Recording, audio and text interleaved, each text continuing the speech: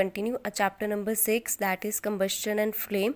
Last video में हमने discuss किया था कि कंबस्टिबल सब्सटेंसेस कौन से होते हैं, नॉन कंबस्टिबल सब्सटेंसेस कौन से होते हैं and how can we differentiate it. आज जो हमने टॉपिक करना है that is conditions necessary for combustion, which means ऐसी कौन सी कंडीशंस है जो फुलफ़िल होनी चाहिए तब एक सब्सटेंस जाके बर्न होता है, अदरवाइज़ वो बर्न नहीं होता है। तो उसके लिए नेसेसरी कंडीशंस क्या है? प्रेजेंस, फर्स्ट कंडीशन है प्रेजेंस ऑफ कम्बस्टिबल सब्सटेंसेस, मतलब जो सब्सटेंस है वो ये ऐसा होना चाहिए जो फायर को कैच कर लेता है।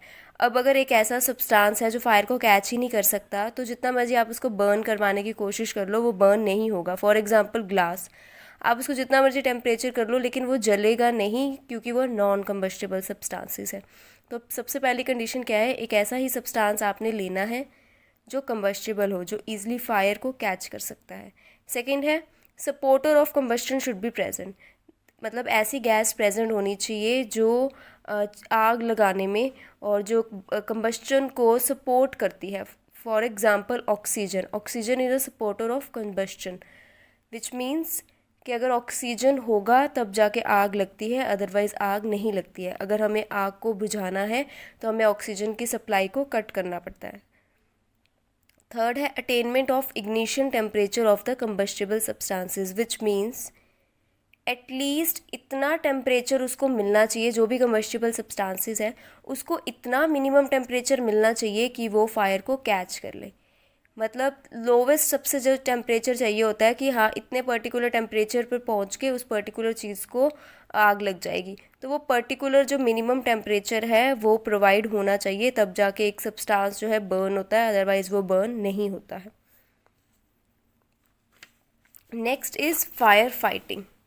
फायर फाइटिंग मीन्स कि जब आग लग जाती है या हमारी बिल्डिंग में आग लग जाए या रूम में आग लग जाए तो ऐसी कौन सी कंडीशंस हैं जिनका हमें ध्यान रखना है, कैसे उस फायर को हमें बुझाना है और अपनों को और अपने आप को भी उस फायर से बचा के रखना है। तो ऐसी कौन सी कंडीशंस हैं, हम किस तरह से आग लगने से रोक सकते हैं, या आग लग गई है तो हम कैसे उसको बुझा सकते हैं। तो फर्स्ट चीज़ उसमें क्या है? Water as a fire extinguisher. मतलब as you can see in this picture, इस पिक्चर में क्या है कि एक बिल्डिंग में आग लग गई है। अगर कहीं किसी भी बिल्डिंग में आग लग जाती है या आपके घर में या घर के आसपास कहीं पे भी आग लग जाती है तो फर्स्ट चीज़ क्या है? आप फायरमैन्स को, फायर फाइटर्स को कॉल करें। 101 उनका नंबर होता है, आप इसको डायल करें और जो फायर फाइटर्स हैं वो आ जाएंगे। उसके बाद वो किसकी हेल्प से आग को बुझाने की कोशिश करते हैं? That is with the help of water. Water क्या करेगा कि जो इसका इग्निशन टेम्परेचर है उसको लो कर देगा। मतलब पानी डालने से आग ठंडी हो जाती है। अगर वो ठंडी हो जाएगी तो होगा क्या कि जब वाटर फायर के कांटेक्ट में आएगा तो वाटर के वाटर वेपर्स बनना स्टार्ट हो जाएंगे। हर तरफ आसपास वाटर वेपर्स होंगे और अल्टीमेटली वो क्या करेंगे, जो इस फायर का टेम्परेचर है उसको लो कर देंगे, जो ऑक्सीजन की सप्लाई है उसको कट कर देंगे। ऑक्सीजन की सप्लाई कट हो जाएगी तो फायर अपने आप बुझना स्टार्ट हो जाएगी। लेकिन जो वाटर है उसका लॉस भी है कि हम क्यों वाटर को अगर हम यूज़ करते हैं उसका लॉस क्या आता है कि अगर कोई इलेक्ट्रिकल वायर होगी, वो इलेक्ट्रिकल वायर वर्किंग है, उसमें से करंट पास हो रहा है, तो वाटर भी क्या है? Good conductor of electricity. तो होगा क्या कि आग को और ज़्यादा अगर वाटर कांटेक्ट में आता है उस इलेक्ट्रिकल वायर के तो इलेक्ट्रिक शॉक लग सकता है, शॉर्ट सर्किट हो सकता है, जिसकी वजह से एक इंसान की डेथ भी हो सकती है या बिल्डिंग में और ज़्यादा आग भी लग सकती है। तो वाटर जो है वहाँ पर इसकी जो कह लो लॉस है वहाँ पे देखने को इसका मिल सकता है। सेकंड क्या है कि जैसे ऑयल है, पेट्रोल है, अब वाटर जो होता है ना वो हैवी होता है ऑयल से। अगर मान लो कि कहीं पे भी पेट्रोल की वजह से आग लगी है, पेट्रोल पंप पे आग लगी है, तो वहाँ पे हम वाटर क्यों नहीं यूज़ कर सकते? क्योंकि वाटर जो है हैवी होता है पेट्रोल से और ऑयल से। तो वो होगा क्या कि वो नीचे सेटल डाउन हो जाएगा और वाटर और सॉरी पेट्रोल और ऑयल जो है वो ऊपर ही रहते हैं एटमॉस्फेयर में। तो अगर कट ही नहीं हो पा रही है सप्लाई, मतलब ऑक्सीजन कट ही नहीं हो पा रही है, तो आग तो लगती रहेगी, आग तो और भड़कती रहेगी।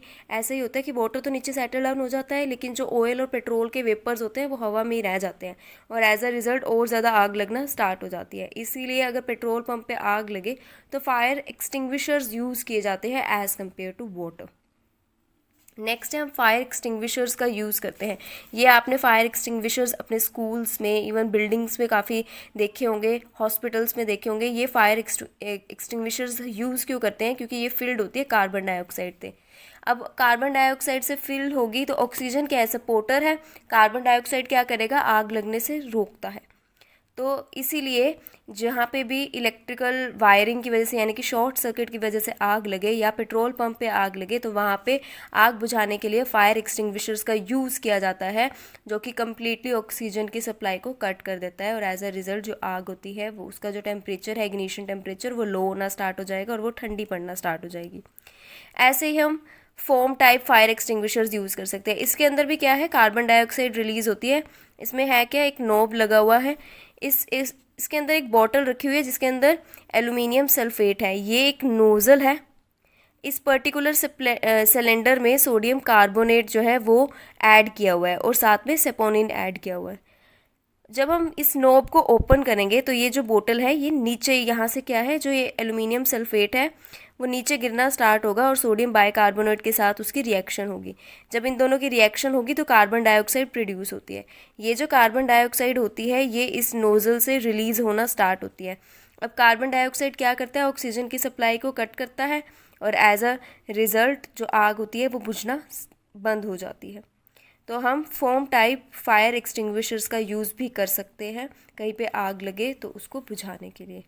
नेक्स्ट है taking care of fire victims, यानी कि किसी बिल्डिंग में आग लगी है, उसके अंदर लोग हैं, तो आप कैसे उन लोगों की केयर कर सकते हो, उनको बचा सकते हो कि उनकी डेथ ना हो। तो क्या कर सकते हो आप कि उनको पहले तो उस जगह से बाहर निकालिए जिस बिल्डिंग में आग लगी हुई है।